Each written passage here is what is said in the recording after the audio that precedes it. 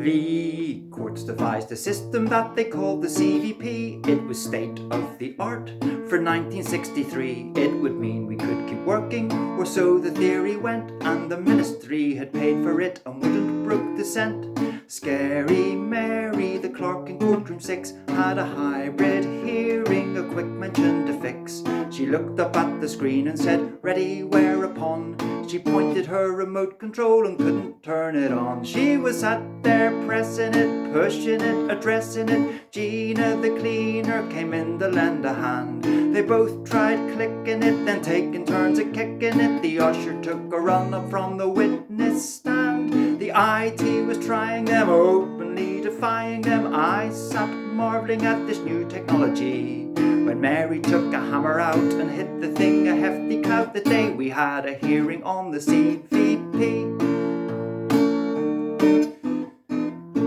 They called the IT manager, who bid them stand aside. After 40 minutes tinkering, he broke down and cried. So Mary phoned security, who sent up angry John, who headbutted the monitor, which flickered and came on.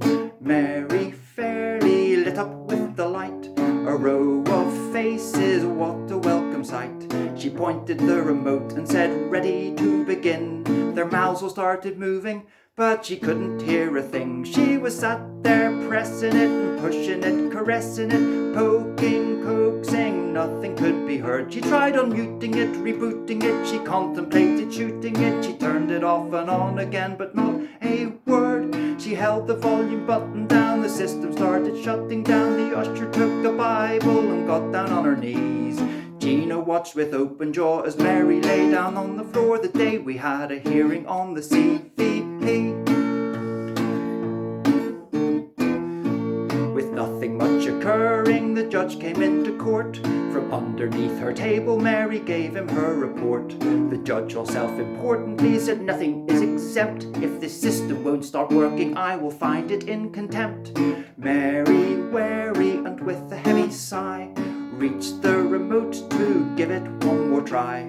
A disembodied voice said, "Enter conference pin." So Mary typed the numbers out, but none of them went in. She was pressing it and whacking it and practically attacking it. The usher and security lined up in a queue. They were braying it and flaying it, and Gina started spraying it. A witness from a different case joined in too. They tried bribery and flattery, then someone checked the battery. They switched it, which fixed it. It all worked perfectly.